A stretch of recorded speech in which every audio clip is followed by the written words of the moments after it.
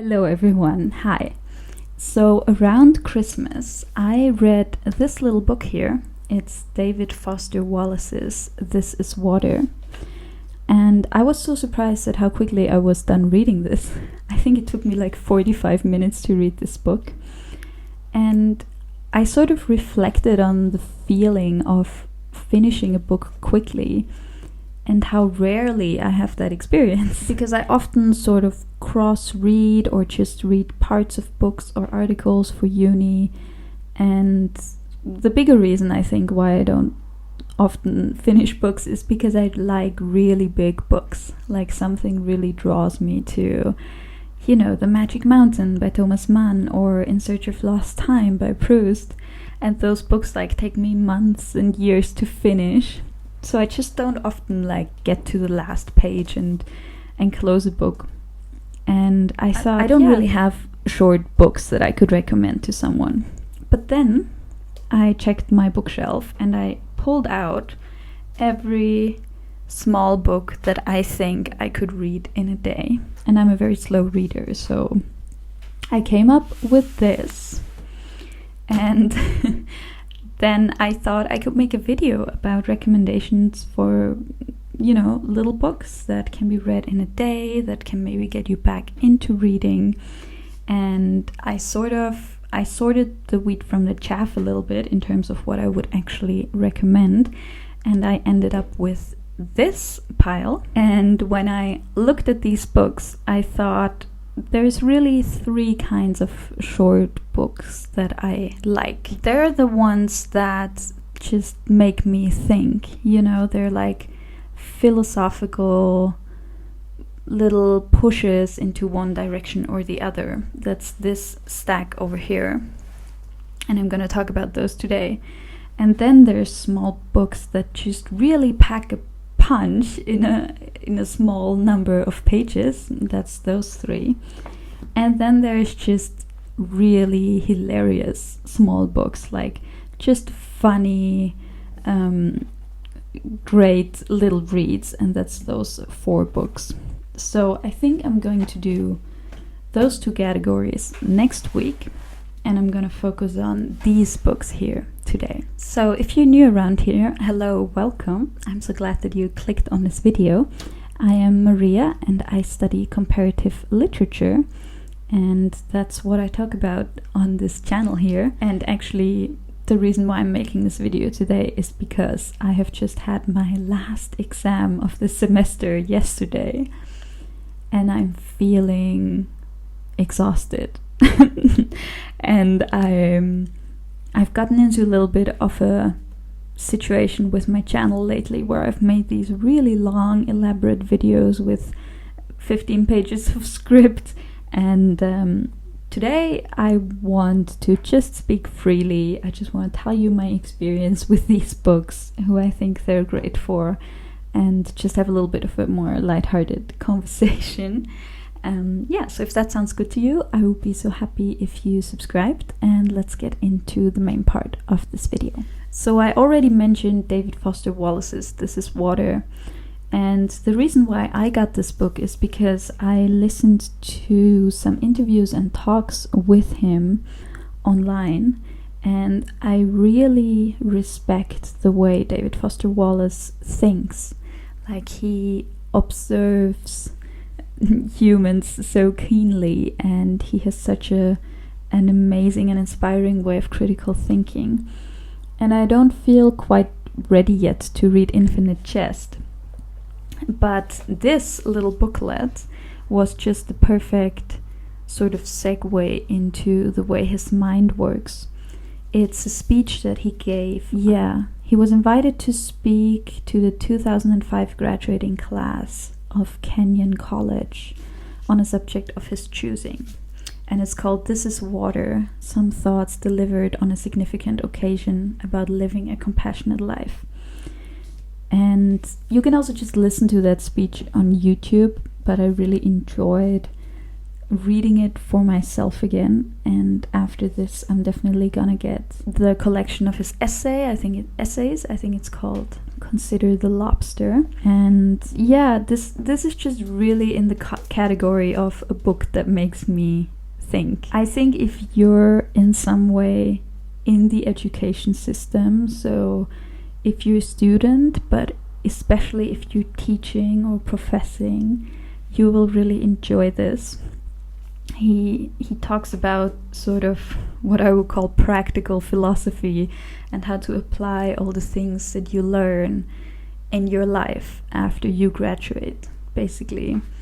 And I think those students were so lucky to get such an amazing speech at their graduation.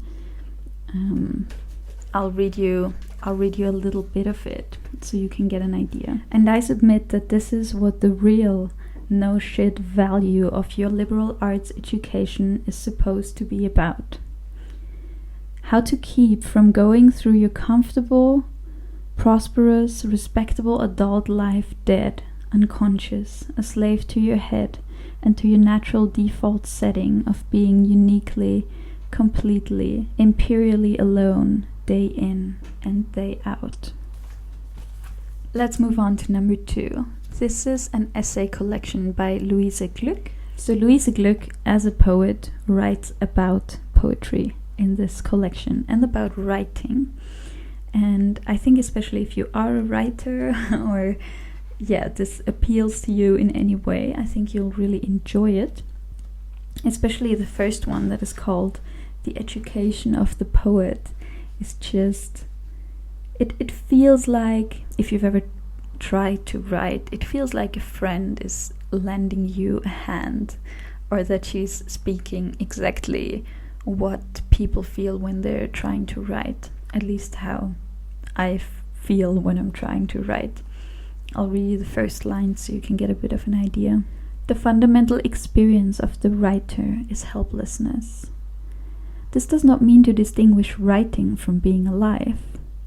It means to correct the fantasy that creative work is an ongoing record of the triumph of volition, that the writer is someone who has the good luck to be able to do what he or she wishes to do, to confidently and regularly imprint his being on a sheet of paper. But writing is not decanting of personality, and most writers spend much of their time in various kinds of torment, wanting to write, being unable to write, wanting to write differently, being unable to write differently. In a whole lifetime, years are spent waiting to be claimed by an idea. The only real exercise of will is negative. We have toward what we write the power of veto. Okay, so, maybe I think it would be a tough order to read all of those essays in a day, but you can definitely read one or two. And there's one on T.S. Eliot in here, for example, the idea of courage. I don't know, I really randomly picked that up at my local bookshop one day and I really enjoyed it. Can't say more than that. Number 3 has been a long time since I read that. But this is Ouspensky's The Psychology of Man's Possible Evolution. Those are lectures that have been printed in 1940 by Ouspensky about psychology. And what is so peculiar about these lectures is that psychology very often talks about sort of where we come from and the history and the state of the human mind at the moment, but very rarely do we talk about where we could go, so he's sort of glancing ahead. And honestly, it has been so many years since I read that, I just remembered that I enjoyed it. So if you're somewhat interested in the human condition and in the possibility of a better future, and also a little bit philosophically minded, I think this is a good one. I will read you a little bit again so you get an idea. This means that having gotten rid of the first illusion that one already has everything one can have, one must get rid of the second illusion, that one can get anything by oneself, because by oneself one can get nothing. The fourth book I want to recommend is Rainer Maria Rilke's Letters to a Young Poet. I'm sure I'm not the first person to recommend this book. I actually have 3 different editions of this book for some reason. This is the one I originally bought in my local bookshop, and I think this one I found in like one of those book libraries on the side of the road where you can just take books for free. And this is the English version, and if I remember correctly, I once looked up the best translation and found that this translation is good, but that also has been long ago. But I think this is probably good translation. So Rainer Maria Rilke answered a bunch of letters that a young poet sent him about his work, right? So he contacted Rilke and he asked him for help with all of his questions. And Rilke took the time to answer this young man in the most sensible, kind, aware way that you can possibly imagine. And it's just such a beautiful thing to read if you're in any way doing art and you need some encouragement. You feel like you're in the beginning of the road and you don't know where to go and whether your writing is good or your music is good. I think this just feels like a warm hug.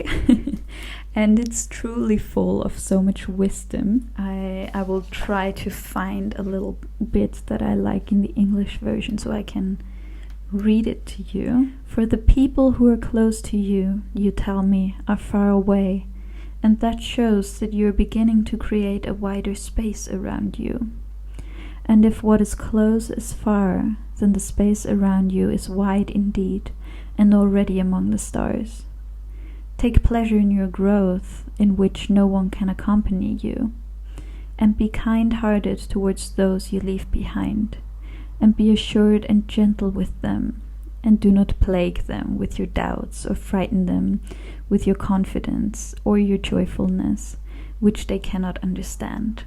Look for some kind of simple and loyal way of being together with them, which does not necessarily have to alter however much you may change. Love in them a form of life different from your own, and show understanding for the older ones who fear precisely the solitude in which you trust. I mean, that is wonderful. Also, if you're learning German, you know, this could be a good little book to look into. It's somewhat easy to read. It's just little letters of a few pages. Yeah, you cannot go wrong with this. I'm sure most of you have read it already, but if you haven't, get it. It's beautiful. I've never met anyone who's read this book and didn't love it. The next 2 books are essay collections. The first one is Henry David Thoreau's essays Civil Disobedience and other essays. There are other essays in here as well, but I think I wanted to talk mostly about Civil Disobedience because I feel like it is such a fundamental essay to have read at some point. Just the first sentence. I heartily accept the motto, the government is best which governs least. What really strikes me the most about Thoreau's essays, and also Emerson's essays, you know, they were very close, is how incredibly timeless they are. You know, I think it's almost 200 years ago that those were written, and it feels completely applicable to our current life. So yeah, even though I really don't like this edition, I'm sure you can get a more beautiful one. Read Civil Disobedience at least once. And then I have recommended this book before, but this is a collection of essays by Emerson. It's called The Spiritual Emerson. It has essays like Self-Reliance, of course, one of his most known and also, I think, important ones. compensation, spiritual loss, the oversoul, circles, fate, and success. I've made an entire video about circles. I'll link it up here. So if you're unsure, you can check that video out. I'm walking you through the essay and I'm reading a lot out of it, and you can see whether you like it. And I'll teaser on self-reliance a little bit, because I want you to read that essay. So, it is easy in the world to live after the world's opinion. It is easy in solitude to live after our own. But the great man is he who in the midst of the crowd keeps with perfect sweetness the independence of solitude. Oh God, super beautiful. I mean, I think this also makes an absolutely beautiful gift, by the way. I also think that This Is Water by David Foster Wallace also makes those would be beautiful gifts to give to a thoughtful friend. Okay, the next recommendation is interesting, because I could have put this little book in this stack of books that sort of make me think and are philosophical. I could have also put it in the stack of hilarious books, and I could have also put it in the stack of books that pack a punch. It's The Metamorphosis by Franz Kafka. I just have the little Reclam version here that I had to get in school. And this, I mean, I don't even know what to think about this, honestly. It's a story of a man who finds himself transformed into a beetle one morning. And then he worries about how he's gonna get to work. And it's about how I mean, I don't know, what is it about? You tell me what it is about, because I feel like everyone is interpreting this book differently, and that makes it such a classic. Like, it's such a weird story, and you can read into that turning into a beetle so much, It has been analyzed to death. Let me know if you would like a deep reading of Kafka's Metamorphosis. I could do that in English. And it's a very straightforward, sort of weird story that just, I don't know, it just makes me think of what the heck was Kafka doing. I want to understand what's going on in his mind, because I think about this story at least once a week ever since I first read it. So that's 15 years ago. And yeah, I mean, honestly, it's just a classic that you should probably read at some point. So I can't say much more about it. I only have the German version for now. But again, if you would like a video about that, let me know. I can definitely pull that together, and it would be a lot of fun, I think. Okay, and then the last book, which I also apparently have 2 copies of, is The Prophet by Khalil Gibran. This is an absolutely beautiful book about a man who answers all the big questions of life, about what love is, what work is, what it means to have children, what it means to marry, and I've never seen a book that sort of distills everything in life down to its very principle. I feel like this should be the Bible, you know what I mean? Like, it's way more straightforward and applicable and beautiful than the Bible, in my opinion. Yeah, you'll probably have heard many of the sayings, for example, that work is love made visible, is what Khalil Gibran writes in here. Yeah, in fact, I'll just read you a little bit. Yeah, for example, he speaks of giving, and he answers, "You give but very little when you give of your possessions. It is when you give of yourself that you truly give. For what are your possessions but things you keep and guard for fear you may need them tomorrow? And tomorrow, what shall tomorrow bring to the overprudent dog burying bones in the trackless sand as he follows the pilgrims to the holy city? And what is fear of need but need itself? So it's just full of these beautiful musings on life. I have a friend who studied philosophy, and I recommended this book to him, and he said it's possibly his new favorite book. And whenever there's like a child born in my family, we often read that little passage on children. And when someone's getting married, we often read the one on marriage, because it's just absolutely essential and beautiful and just really hits the core of things. I cannot describe it in any other way. So that's it for my that's it for my recommendations for today. I hope you enjoyed. Let me know if you've read any of these books or if you're planning to read any of them. And I'll be back next week with this other little stack over here. So thank you so much for watching, and I'll see you again soon. Bye bye.